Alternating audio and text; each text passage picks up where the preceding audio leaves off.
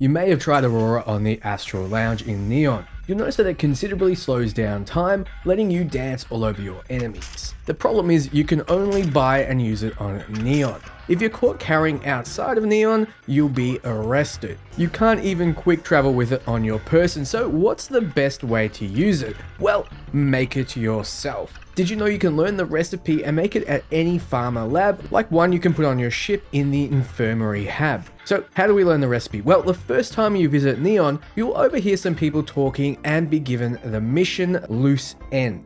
Play this mission to completion, and after, there'll be a prompt on screen that says you've learnt the recipe. The mission line itself isn't too long, but it's not something you get given for free. Have you noticed that being a thief means your items are at constant risk of being confiscated if you get caught committing any crime? Yes, even the stolen items that no one saw you steal, because somehow guards can sniff out stolen items even if you looted it from a ship that exploded with everyone on it. So how do we get rid of the little red mark on your items? Well, sell it to someone. I'm here in Neon already, so I use the Trade Authority. Once you sell it to them, buy it back for the price you sold it. I call this washing the item. So you can wash all your stolen items and they'll no longer be technically stolen, meaning that some items will start stacking back with each other, cleaning up your inventory since stolen items of the same kind won't stack with legit ones, as you can see in my medical tab. The only thing it costs you to wash items is time. Since we're already in our inventory, another tip is that you don't need to hold on to all your notes. You may have been afraid of getting rid of them as you thought you may have needed them later, or they may be tied to a mission. Well, it turns out you can't remove mission related notes from your inventory. So go nuts and store them somewhere else, or even sell them.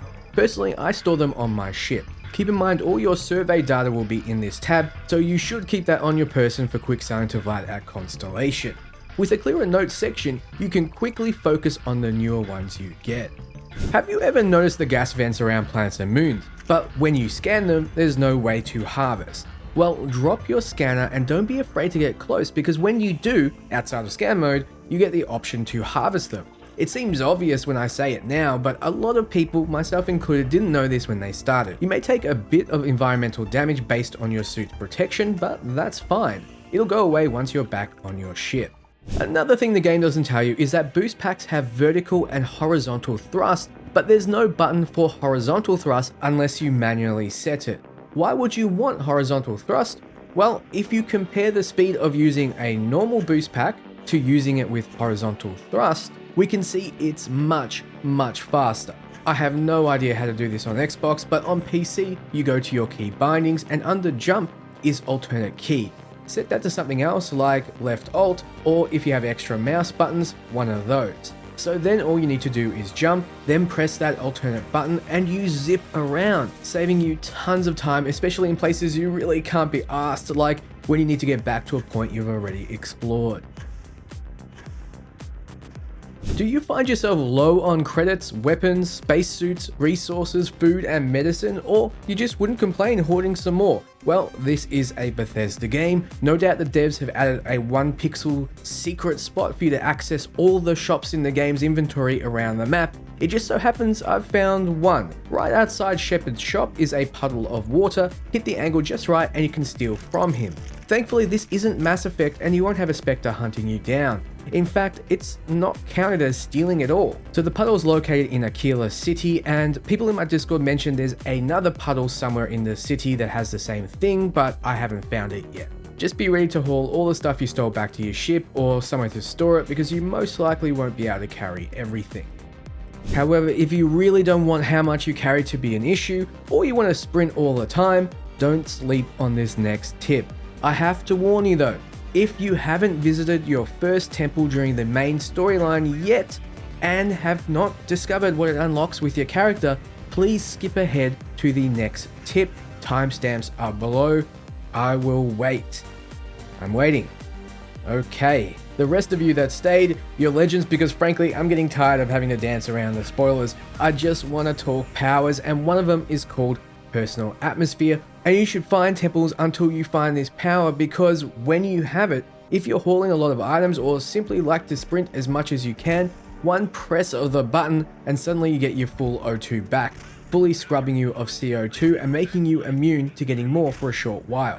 Long enough for the power to regenerate the next time you need it. So wait until being over encumbered takes you to the red or sprinting takes you to the red, then hit the button and you're back to sprinting. This is the most useful power out of all of them, as sure, some make you invisible and some slow time, but this will be used far more often. This is something I wish I realized earlier. Digi picking locks has to be one of my favorite lock picking minigames, but it does get old when you really want to get through a master lock and you don't have the time. Well, when you select one of the picks, it will either make the rings white or blue.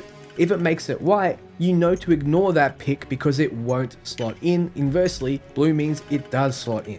The hours I must have wasted rotating picks to see if they slot, so focus on the picks that will make the ring blue and go from there. If you're lucky, only a few will be blue and most of the work will be done for you.